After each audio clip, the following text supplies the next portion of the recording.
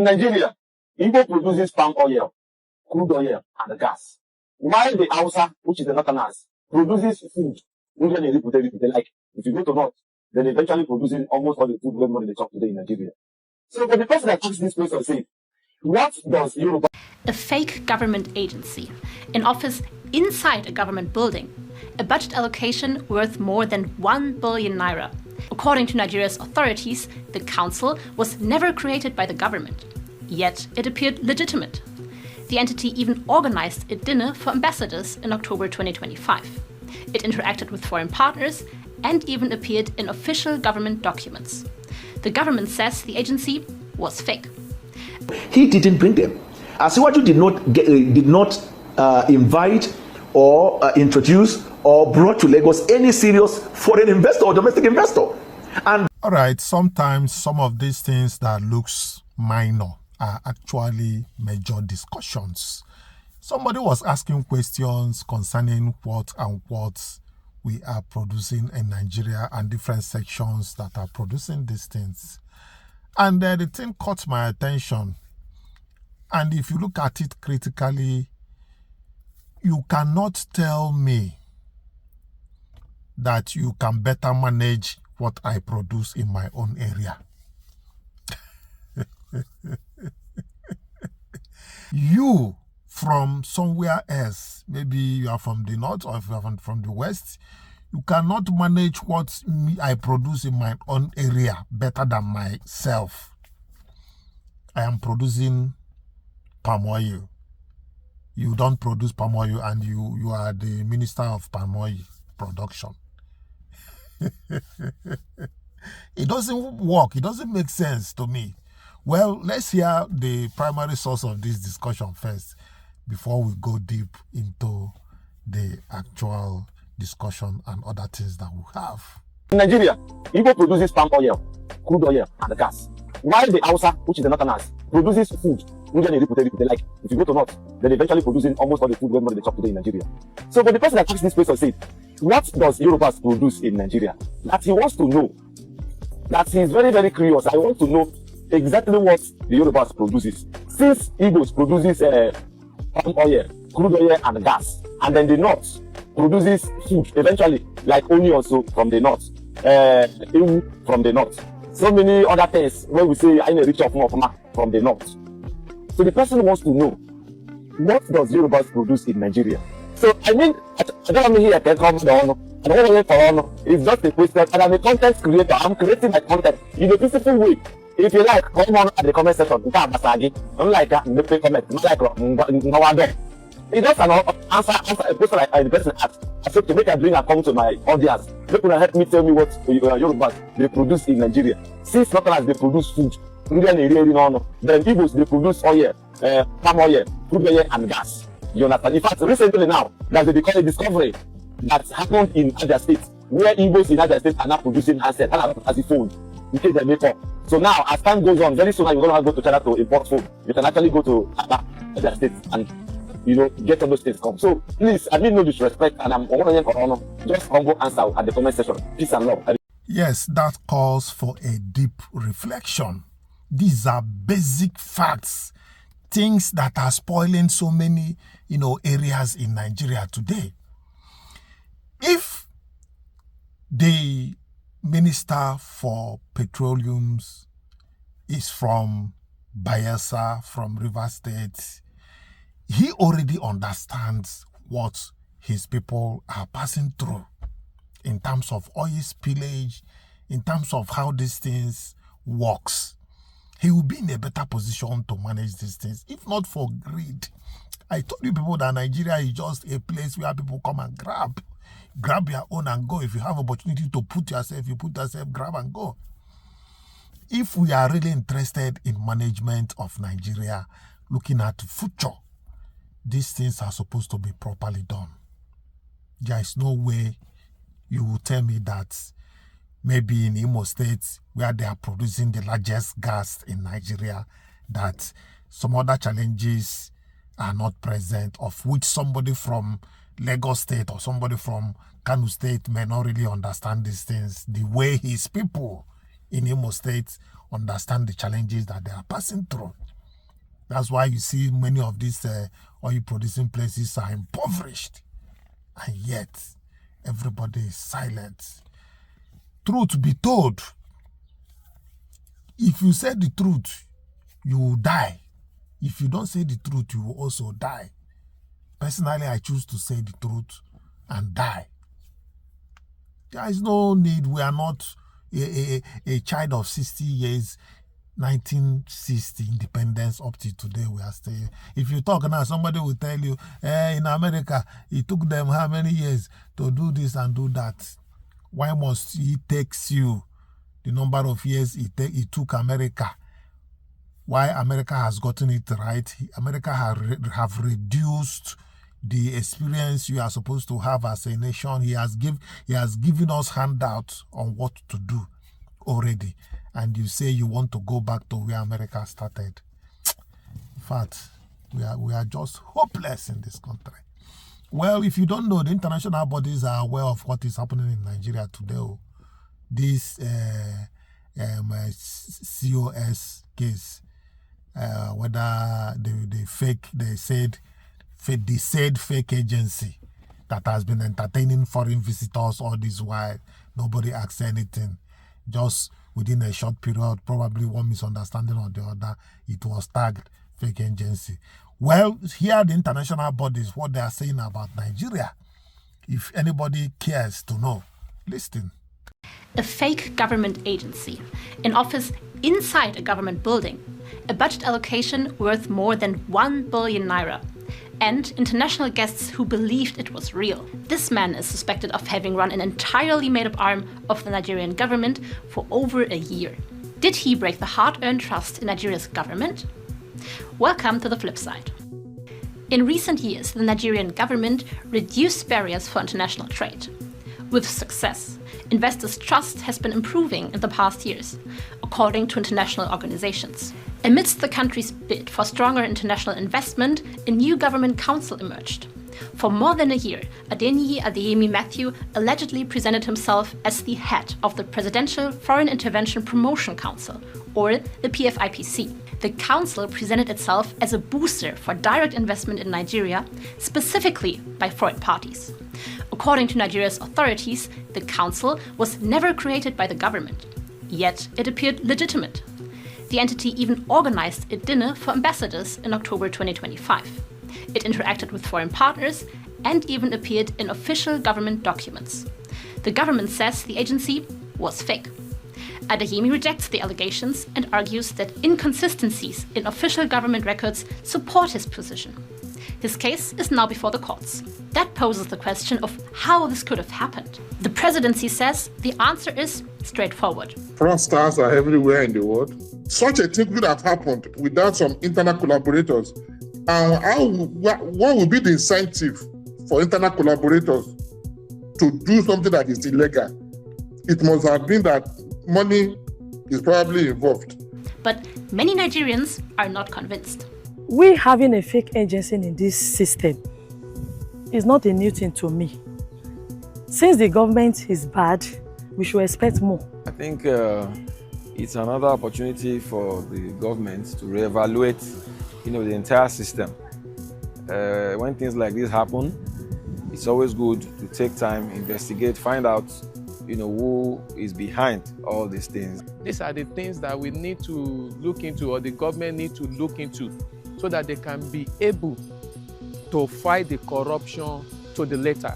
That public skepticism is echoed by governance experts, who believe the case points to deeper weaknesses within the government. It's impossible to have an agency at the federal level without the secretary or without the office of the secretary to the government of the federation to be aware.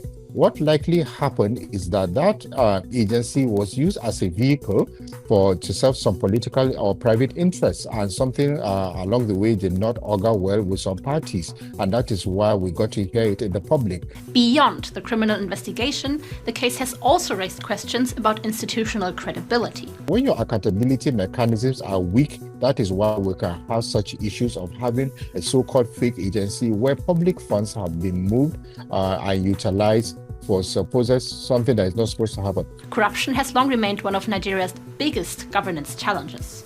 The government, however, suggests this case will not have an effect on the outside's perception. I don't think so. I don't think it has nothing to do with Nigeria image. It's a matter of criminality which is going to be dealt with using the extant laws of the country. Whether this case has a lasting impact on investors' confidence will depend largely on how quickly investigators establish what happened and whether those responsible are held accountable. The alleged fake agency has been dismantled. The suspect has been arrested.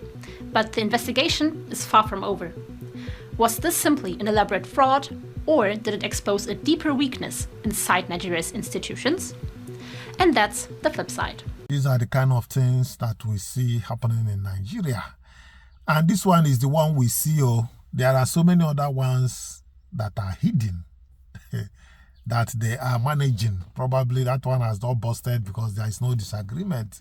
Once there is disagreement now, it will burst. Well, I want you to listen to this man. These are the type of people that we see in Nigeria. People that will be saying a different thing the other time. Once they grease their palm, they start saying another thing. No shame, no atom of shame in them. Listen to your spokesman, your government spokesman. Lagos used to be the Nigerian national capital. Before Nigeria was formed, Lagos was a colony. You have all the infrastructure for economic development. As what you didn't establish them. There was seaport, there was airport, you have commercial activity, all the embassies are there. So transaction with foreign envoys is in Lagos. All the hotels are there, headquartered in Lagos. All the banks are headquartered in Lagos. All security apparatus, every facility and infrastructure for economic development was in Lagos. He didn't bring them. Asiwaju did not invite or introduce or brought to Lagos any serious foreign investor or domestic investor. And these revenues we are talking about that they claim he has generated, we are on. It's just that the government didn't have the infrastructure in collecting those. So what he did throughout this period was to collect tax. That's what they claim by revenue. And even then, the reason he did that was because the company that was collecting the tax, the company is allegedly traceable to him. How can Nigerians take Tinubu seriously on eliminating corruption when he appoints someone like Abubakar Bagudu as Minister of Budget and Economic Planning, a man who, according to the US Justice Department, with others, embezzled, misappropriated, defrauded and extorted billions with a B from the government of Nigeria under the dictator Sani Abacha.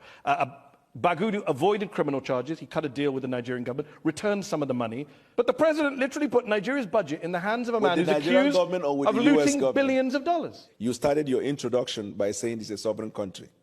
The decision of the court in the United States does not bind the Supreme Court of Nigeria. But he gave $163 million.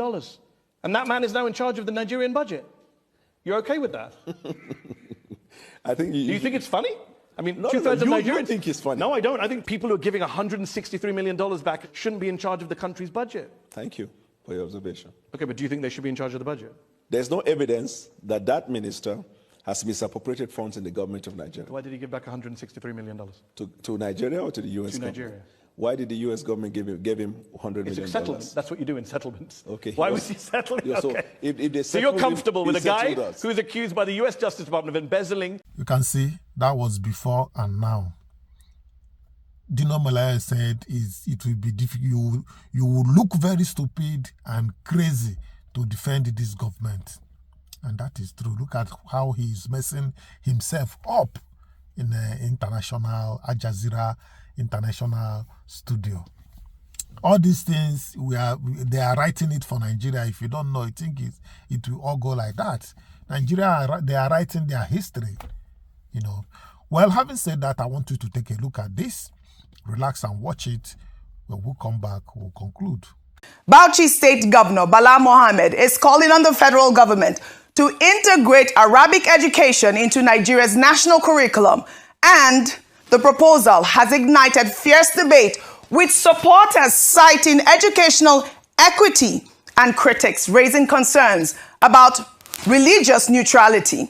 Trending at number 2, Anambra State Governor Professor Charles Chukwuma Soludo unveiled a statue of the father of modern African literature, the late Professor Chinua Achebe, in his hometown of Ogidi, 13 years after his passing. In the Anambra are celebrating with pride. And trending at number 3, lawyer A.K. Musa's furious video blasting the NBA elections as rigged went viral over the weekend, even as newly elected Badejo Okunsoya made history as the second female NBA president. We have details. Now, presidential spokesman Dano Bwala is alleging that foreign interests are actively fueling Nigeria's insecurity crisis. Speaking on the Link Up podcast, Bwala also alleged that suspicious NGOs took out 10 to 15-year leases in the height of the crisis. Let's take a look. If you remember, there was a decision the federal government of Nigeria made that time that immediately we started seeing these people in Nigeria lifting a Russian flag. Some people beg the question. This was in the north. Yes, in the north. Some people beg the question whether they are testing the microphone.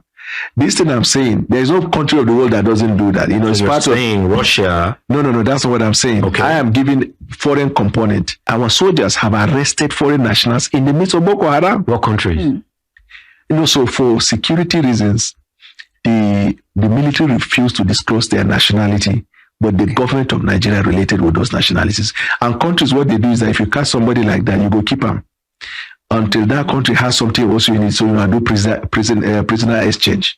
Boko Haram and ISIS, for example, is not in Nigeria. Right. Started from there, follow come here. Boko Haram, indigenous in Nigeria, then they now pledge their allegiance to ISIS at some point. So this is the international component. All right. Bwala also revealed that the military has repeatedly arrested foreign nationals in the midst of Boko Haram members, but declined to name their nationalities for security reasons. These are serious allegations that demand serious investigation. And Nigerians online are asking two questions. If foreign interests are fueling the crisis, who exactly are they? And what has the government done about it? Well, this is all coming as some students of the Federal Government Girls College in Mongono, Borno State, were killed by suspected ISWAP terrorists before troops of Operation Hadinkai, working alongside the Nigeria Police Mobile Force, foiled the mass abduction attempt by the terrorists, rescuing 46 students. Let's take a look. Students, in fact, I'm very much pleased with the way the Nigerian Army intervened into this problem of ours at the center there, Federal Government Girls College Center, for the remedial program students. In fact, what you have done is beyond expectation. We thank you very much for that. We thank you very much, and you can continuously keep on this. And I believe Mongono will be safe, since I have observed and seen that your effort is very interesting. Thank you very much for what you have done.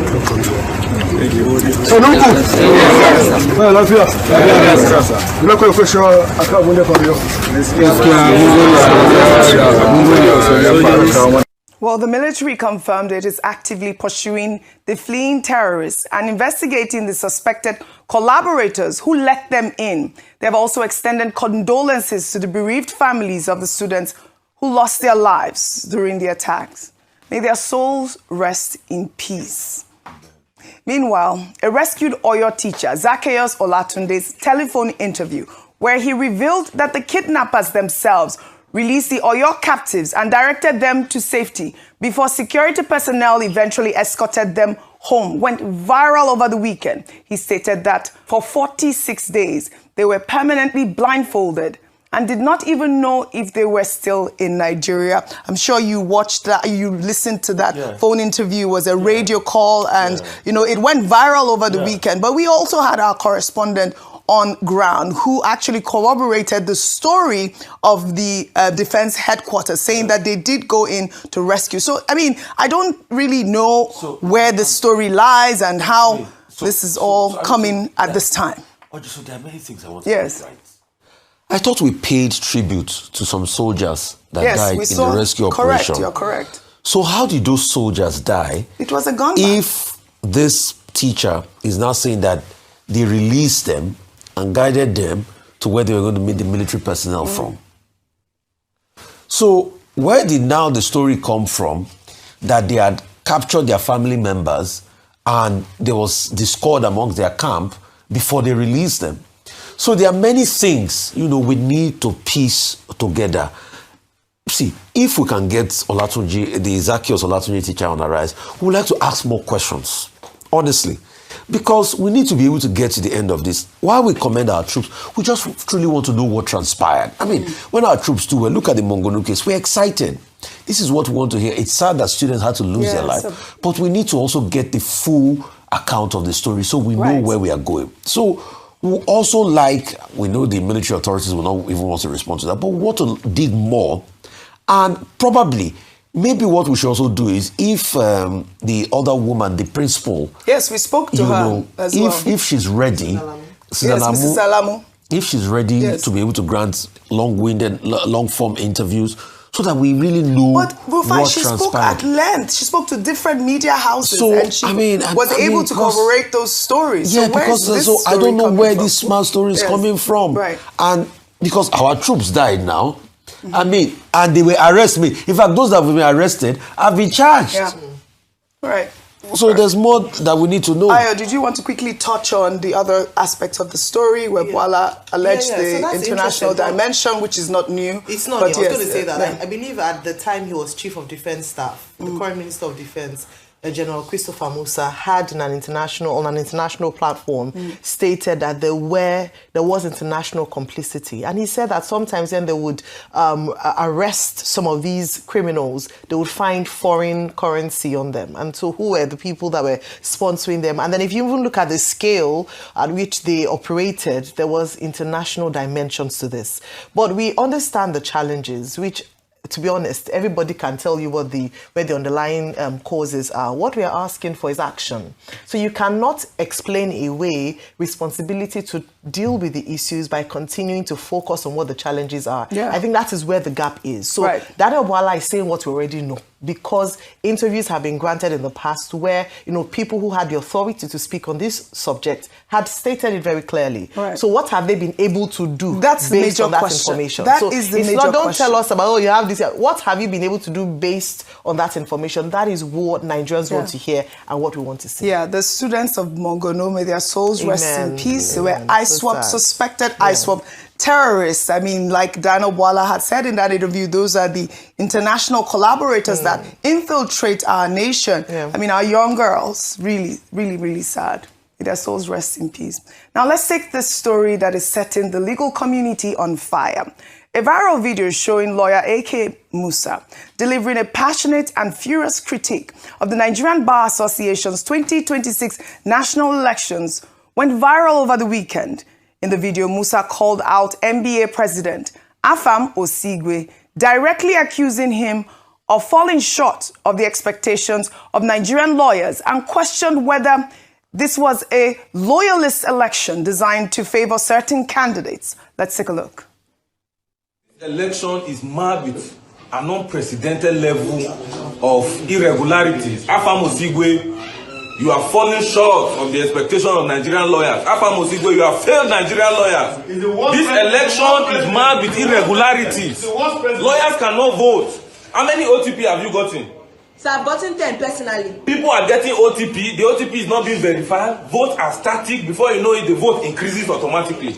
And the support staff that they put the number there for us to call. When Adamu is there, you call him, he'll tell you that he's not a staff of NBA, he has no business with NBA. What kind of African magic is this? Afam Osigwe, what election is this? What kind of election is this? Is this a lawyer's election? If lawyer's election can be tampered with in this manner, how much more secular politics in Nigeria? Is there hope for the Nigerian people? Afam Osigwe, what election is this? Well, Musa's allegations are alarming. Notwithstanding, the NBA election result has since been announced, with Mrs. Badejo Okunsoya emerging as the new NBA president, becoming the second female NBA president. However, the integrity of the process itself remains hotly contested. If Nigeria's lawyers cannot conduct a credible election among themselves, what message does that send about electoral integrity across the nation? Meanwhile, human rights lawyer and senior advocate of Nigeria, Femi Falana, is threatening to drag the federal government to court over the handover of 40 luxury 5-bedroom duplexes to judges in Abuja, declaring that the gesture is discriminatory and illegal. Falana spoke on live television last week. Let's take a look. Yesterday I was watching the telly. I was very sad when I saw that the federal government was handing over the keys of houses to judges. And I asked myself, under what law are we operating from? Because it's discriminatory and illegal. You must treat equals equal in our country. So you can't take out judges. Judges are entitled to accommodation, by the way. They must live comfortably, they must well secured. But other citizens must be equally provided for. If you don't do it, you can be challenged. And that is going to happen very soon. Because what is good for the goose is good for the gander. If you have a professor who also has to render services to the society, and those professors are not paid well, nobody talks of providing houses for them. Now, they were living in rented quarters. These days, there are not enough quarters for them. So we must also look at that. All right, Falana says he's not against judges having comfortable accommodation. He's against singling out one category of public servant, while university professors, civil servants, and other public workers retire after decades of service without comparable welfare. The question Falana is asking is the same question millions of Nigerians are asking online. If the government can build 40 luxury duplexes for judges, when will it build something for everyone else? Dr. Pati, and I did ask this question when we took that story the other day where, Nyesom Wike had, inaugurated those duplexes. I believe they were about 20-something at that time. 20, yes. So now, correct. Now, Femi Falana is threatening to sue the federal government over these. The point by Femi Falana, SCN, is about equity, about equality. That, if you have to provide accommodation for judges who are essentially civil servants, how about other categories of persons working for the civil service, either at the federation, at the level of the federation or of the federal government or these, the states, and that they too deserve accommodation. He's not objecting to the idea of judges being given housing. He says that the judges, yes, they deserve good accommodation so that they can do their job. However, the other side of it is that, the judiciary is under the first line charge. So they have, some degree of independence, autonomy, and the judiciary should be able to provide for its own officials. So Femi Falana SCN's point is about fairness. It's about equality. And he cited the example of professors who are also providing service to society, even some of them more than governors and judges. So equality before the law is a point that Femi Falana SCN was making. And I think that's an unexceptionable point. It's an incontrovertible point. Now, to the issue of the NBA election, it's about institutional integrity. The voting was supposed to start at 12 midnight, Saturday. But because of these glitches that were complained about, I don't know at what point that gentleman made his video. There's what they call the on-time password, as the meaning of OTB, which will grant you access to the voting portal. And then, for some period, it was showing this site can be reached. So many lawyers have had cause to complain about being disenfranchised, being frustrated. Because if you start at 12 midnight trying to gain access to the portal, and it keeps saying this site can be reached, of course, you will complain. But by 8 a.m., the people in charge of the portal had been able to correct it. And that was why voting continued till 8 a.m. Sunday morning before the result was eventually released. Nigerians are not new to technical glitches. there were reports also of cyber attack on the NBA portal that caused the problem. But then from 8 a.m. Saturday morning, the voting, I think, went smoothly. What can we say? What we can say is that even without the technical glitches, Sola Badejo Okusanya SAN will have won. But that regardless, the thing is, now that she's been announced as president and she has received a certificate of return, one of her first assignments should be the audit of that election process. Oh, that's a good one. To make sure that this process, what happened, does not repeat itself with electronic voting. After all, it was the same thing that President Yar'Adua did after he won the election, and it was said there were technical glitches.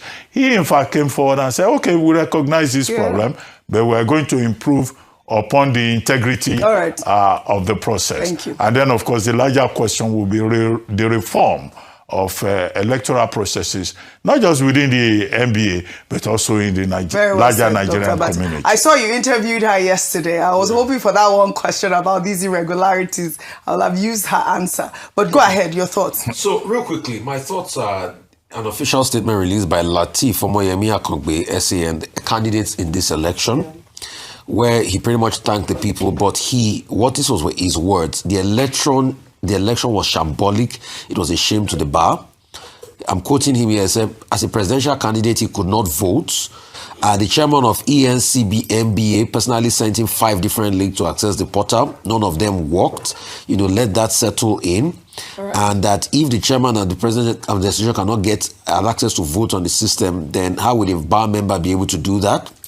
Talked about other levels of irregularity, and I think the part he said he's reviewing all his options alongside his team and will communicate comprehensive, fully informed, principled position on the next steps very soon. It will be good to see those steps. And he said, thanks for your courage and sacrifice. So that's the official. Yes. It's a loser's complaint. It will be good to see Every Nigerian that loses an election will complain. But he has a right to it. Let's not say he's a he absolutely has a right. He has a right to do that. But it would be nice. Let's be fair and balanced, please. Please be fair and balanced. We're asking for fair and balanced. Please be fair and balanced. Also released. Who else released a statement? But congratulations to the woman, the second. Yes, we congratulate her. She really does deserve that. Lose and complain. Yes, we must win the election. Yeah, but it hurts to lose, so it's important to also. Let me just say something, Oji. Go ahead. That is that sometimes I don't want us to take away from her the victory. Correct, that's my issue. Because she definitely campaigned. Her campaign for me was very excellent. She was everywhere. She went to the 36 states of the Federation to speak to the lawyers there. Her campaign promises were clear and direct, and it's fantastic to see a woman emerge as winner. So congratulations to her. Thank you very much for that. Congratulations to her. Thank you for that. But the investigation will continue. You honorary citizenship of Ogun State for that I know where you lie. Oh, today Ogun State no carry last for you. Well, all right. Well, you know what?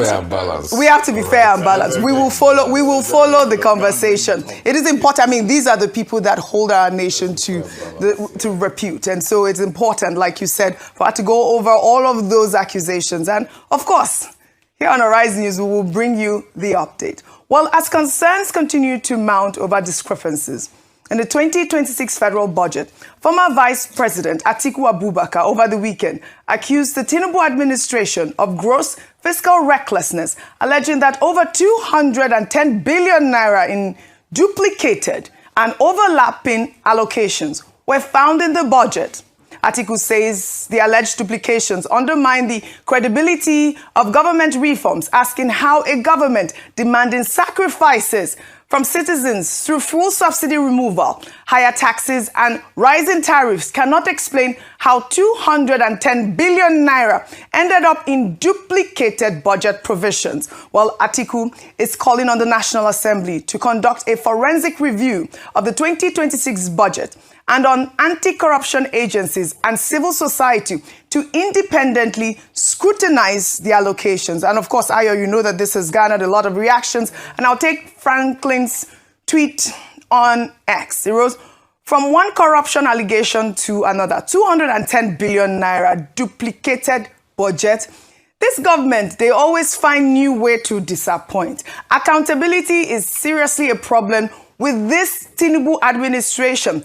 Chinedu wrote, "This is a deliberate design flaw that turns public funds into private pockets. While Nigerians endure painful reforms, the system duplicates projects to enable waste and patronage. A nation that budgets for duplication cannot budget for development." Well, and this article story is all coming against the backdrop of a bigger question. Can Nigeria realistically hit President Tinubu's $1 trillion economy target? Well, in a new episode of Policy Without Politics, former chairman of Fidelity Bank, Mustapha Chike Obi, and Dr. Ken break down the mathematics of national growth, asking where infrastructure, human capital, and regulatory efficiency must intersect for that target to hold. Let's take a look at the snippet. It is more likely, yes, that a lottery ticket buyer, will buy a house in Ikoyi than is for the Nigerian government to achieve a $1 trillion economy in 5 years. It's impossible. And I will take on anybody who wants to bet with me.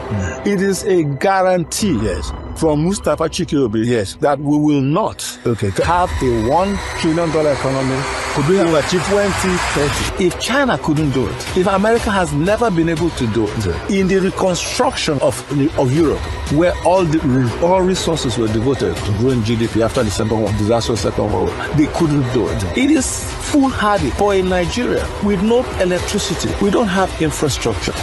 We don't have a well-skilled, educated workforce. To think that they can do a GDP growth without a foundation that nobody has ever been able to. Now let's look at the facts. We've gone from 2023 to 2026. Our best GDP growth, adjusted, modified, rebased, has been under 4%. And yes, you want us to make policies that require a GDP growth of 25% for 7 years. Well, Chike Obi broke down the gap between political rhetoric and fiscal reality. A government facing allegations of 210 billion naira in budget duplication while chasing a $1 trillion economy must urgently demonstrate that ambition and discipline can coexist. I'll encourage our viewers to watch, the full episode of Policy Without Politics on YouTube for the full conversation. Very enlightening. And I think these are the sort of conversations that we need in our economy right now to be able to balance what the federal government is saying, in contrast to the reality on ground. I'll just take this one, then you'll tie everything together, Ayo. Meanwhile, reactions are trailing the Supreme Court's landmark ruling, which ordered the final forfeiture of 7 high-valued properties linked to former CBN Governor Godwin Emefiele to the federal government. The ruling restored the original federal high court judgment, which had found the assets to be reasonably suspected proceeds of unlawful activities. The forfeited assets include luxury duplexes and apartments in Lekki and Ikoyi, an industrial complex in Delta State, and $2 million in cash. Can you believe that? $2 million. And also, they also found other, landed properties. Emefiele still faces a separate fraud trial involving alleged offenses of $4.5 billion. So this is not the end of his legal battles. And, last week we talked about Malami's forfeiture. And, one of the ex-users says, federal government, EFCC, please, all of this forfeiture, all of this money that we are seeing being forfeited, where is it going? Please tie everything. It's not funny. It's very annoying. Yes. Aisha Chimugu, don't forget her own forfeiture too. Last week. Yes. So in the space of a few days, Nigeria has been able to recover quite a substantial sum of money and assets based on forfeiture orders from the courts, and the FCC ought to act on this. Well, beyond this is now going to the first conversation around, before the policy, public policy conversation was the budget, discrepancies, overlapping items in the budget as highlighted by Alhaji Atiku Abubakar. And I think that well done to him. This is not just the job of opposition, and I want us to take that out.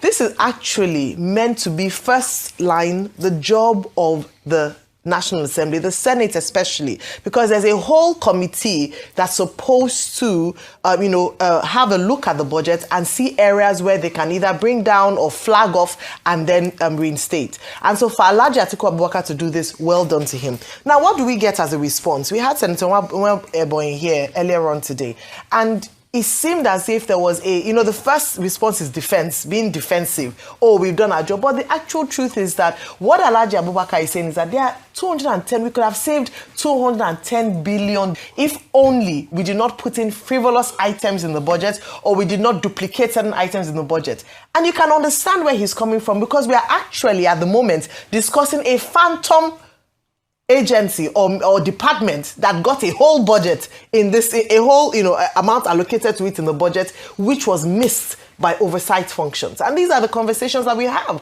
Because when we're talking about the $1 trillion economy, going to that policy without politics conversation with Dr. Ken, it is important to see that if we don't have fiscal discipline, which is what we're calling for, yet we keep asking the people to be patient. Oh, the government is working. Hunger is for a moment. We have to do the fuel subsidy. But the people who are responsible are wasting Nigeria's resources, then they have no justification to ask the Nigerian people to be patient or to watch and see how the economic policies will affect them in the long run. So this is where we need a lot of questions asked and accountability. We need questions asked around why certain items exist in the budget and an explanation for the $210 billion that is a gap within that system. Now, going on very finally to the last conversation around the forfeiture, good one on that. But a lot of question around transparency, accountability, that these monies that have now been forfeited, where would they go? Yes. I wish the FCC would have a plan, and I think they've had plans like that in the past, where they would say, this amount of money recovered from this person is going to health. This amount of money is going to fix. We're going to continue asking. This amount of money, this is what so that it's not relooted loot that was recovered, and then we go back again in 2 years. No, we can't have that. Dr. Bati, we don't have time, please. No, there's one clause. Okay, what's the clause? It's an intelligent point. Quickly, Dr. We don't talk on the surface. Quickly, in the case of Abubakar Malami and in the case of Aisha Achimogu, both of them, they still have recourse to higher courts. Yes, they can go to Court of Appeal, they can go to Supreme Court. The only matter that has been finally determined is the forfeiture attached to Emefiele. However, the basic point to make here is that public service should be about service. All right. Well said, Dr. Basi. Public service should be about service. Well, all right. Shall we now head over to Anambra State, where Governor Charles Chukwuma Soludo over the weekend unveiled a statue of the father of modern African literature, the late Professor Chinua Achebe, in his hometown of Ogidi, 13 years after his passing. The ceremony was attended by scholars, traditional rulers, and government officials. Let's take a look. God, we commission this to the name of the Father, and of the Son, and of the Holy Spirit.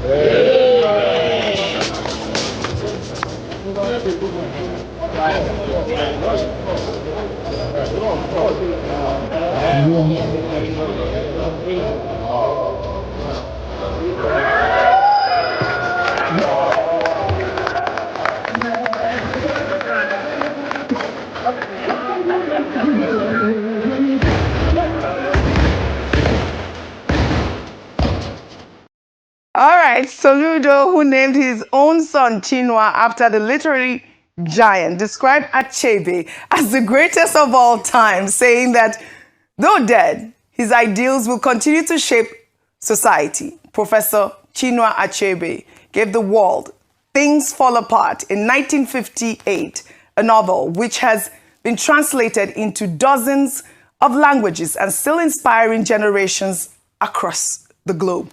What a legacy, what a tribute.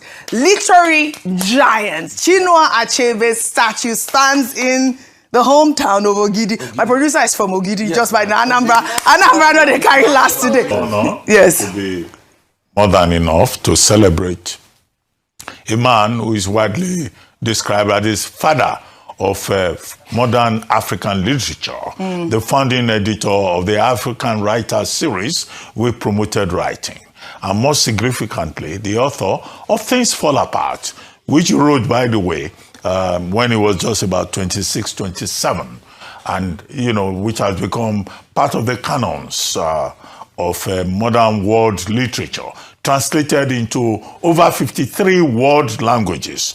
Things Fall Apart is one of the most iconic texts in world literature. After that, of course, he wrote other books, No Longer at Ease, which almost to the letter predicted the crisis in Nigeria, 1966 to 70, that is the Civil War. Arrow of God, a Man of the People, Antilles of the Savannah, which he wrote much later. And for his simplicity and for the depth and the cultural, richness of his literature, is considered one of the major icons that Nigeria has contributed to the world.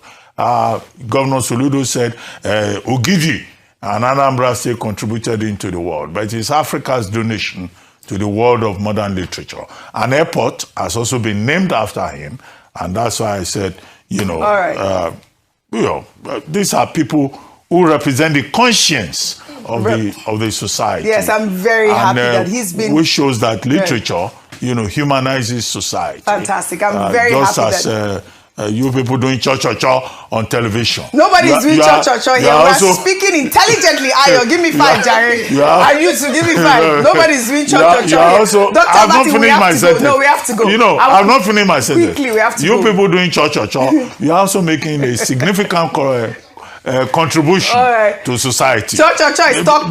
It's not a nice... because there is a whole audience there that feeds on cha-cha-cha. Dr. Martin, we told our viewers that we will be reading their comments. And I'll take Isa on Leke. He wrote, before the election, he's talking about this NBA saga. He wrote, before the election, some lawyers have accused the NBA of planned rigging. I'm worried if the NBA that's supposed to police our major election couldn't get it right, what else do you expect on the national election? And that is why it is so important to actually have that committee set up. Thank you to our viewers. On Leke, we will continue to read your comments. Now, let's highlight this controversial proposal from Bauchi State Governor Bala Mohammed, who is calling on the federal government to formally integrate Arabic education into Nigeria's national curriculum. Bala Mohammed made the call while receiving a delegation of Nigerian students studying in Saudi Arabian universities at the government house in Bauchi. He expressed concern over what he describes as the gradual neglect of northern Nigeria's rich Arabic educational heritage, recalling that Bauchi State once had a thriving Arabic college which was abandoned by past administrations. Now, the governor's proposal is generating fierce debate across Nigeria. His supporters say the proposal is a matter of educational equity and that graduates of Arabic-speaking universities deserve the same opportunities as those from English-speaking institutions. But critics are raising concerns about religious neutrality and the secular nature of Nigeria's national curriculum. And I'll read some reactions. Funke wrote on X, these guys are just taking gradual steps with their plan to Islamize the nation, but it will not work. If they are integrating Arabic studies, then same should be done with Christian religious studies, since those are the two major religions we have in Nigeria. While Onion wrote on X, Arabic is already in Nigeria's education system. It has been an optional subject in the national curriculum for decades, right alongside French.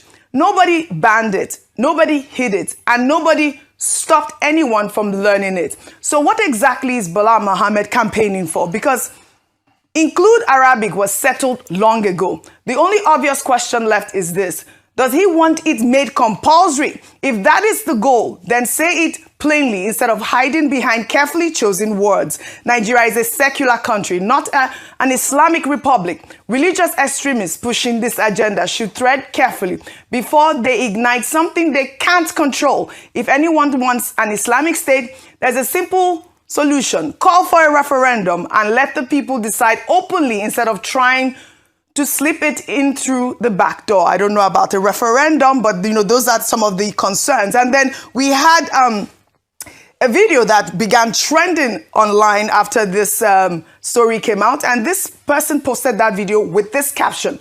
He wrote, "No Sharia law in Burkina Faso, Traore. I am a Muslim.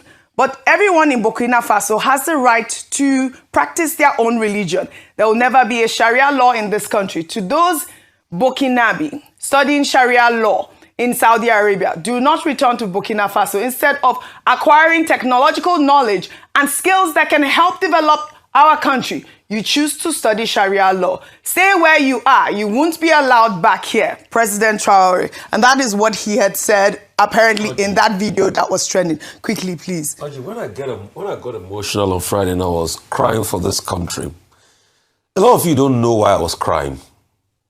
And these are the reasons. Oji, in a day and age where we are talking about AI, artificial intelligence, technological developments, see what's happening. We're talking about putting Arabic studies into the curriculum. And people have been doing Arabic studies in the curriculum long ago. Mm-hmm. But this was the same country that removed history out of the curriculum. Yes, it is. So you can see the kind of thinking. That's why, you see, when I weep for my country, it's because, like Chinua Achebe said, there was a country. You thought it was a joke that Chinua Achebe wrote his last book and he said there was a country. And this was a man that has believed so much in this country up to this time. Right. And you are wondering, because I've seen a lot of reactions, people are saying all sorts, and Nigeria population was lesser than, that's why we can borrow World Bank money. Right. Missing the point. We are wondering why the country has gone decrepit. See what they've done with the budgets. See how they destroyed the country. See how they were paying subsidies and still telling lies to people. So please, Oji, we will. You see, God has blessed us with everything, but God has not just blessed us with good leaders. But the question is, Oji, does God bless us with good leaders, or the society decide the kind of people they want to lead them? All right, those are questions to be answered. But we will follow up on the story because I'm sure that there will be more dimensions to the story and, a response from the Bauchi State Governor. Now, let's take our good news report from Lagos, highlighting Leal Tinubu, wife of President Bola Ahmed Tinubu's son, Sheyi Tinubu, who over the weekend hosted the third edition of the Noella Foundation Life After School Summit, a powerful youth empowerment initiative aimed at bridging the gap between education and employment for young people across Lagos State.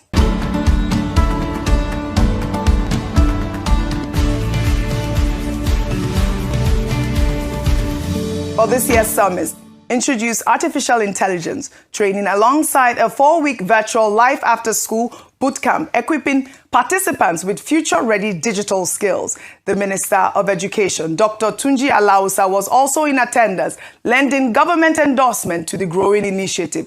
What began as a single summit in 2024 is now an annual platform empowering the next generation of Nigerian leaders, innovators, and change makers. Well, congratulations to Leal Tinubu and the Noella Foundation. This is exactly the kind of private sector-led youth investment Nigeria needs. Kudos, really. I know we discussed this sort of story with the Tony Elumelu Foundation and his daughter as well. We need private-led, empowerment for our young generation in Nigeria, not just the government. So kudos to Leal Tinubu. Now under milestones. Today we celebrate NDC presidential candidate and former Anambra State Governor Peter Obi, who turned 65 on July 19th.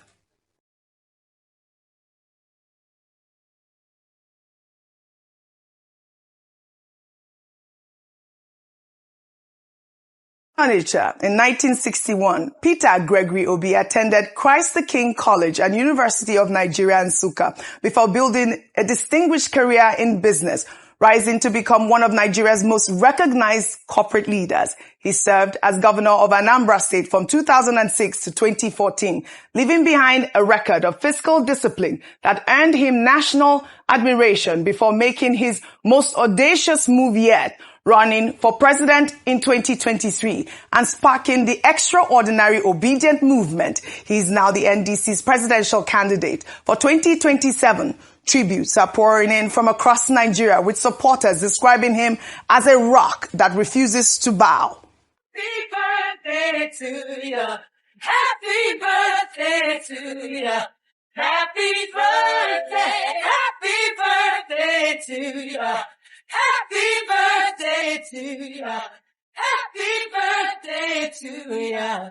Happy birthday. Well, at 65, Peter Obi remains one of the most energizing figures in Nigerian politics. His supporters call him incorruptible. So happy 65th birthday to Peter Obi. He's still so young. I didn't know he was that young. Yeah. Really, huge Happy congratulations. Birthday. You were going to say. Yes, happy birthday, Peter Obi. Right. I think definitely one of the people who has changed the face and the game of politics. Fantastic. And I love that introduction to our political history. Fantastic. In Nigeria. Game changer. Happy birthday. Happy birthday to Happy you. birthday to 65 Peter is a good Obi. day to celebrate. And in a remarkable display of political sportsmanship, Peter Obi paid a condolence visit to former Rivers State Governor and Minister of Transportation Rotimi Amechi, who recently lost his mother, despite the two men sitting on opposite sides.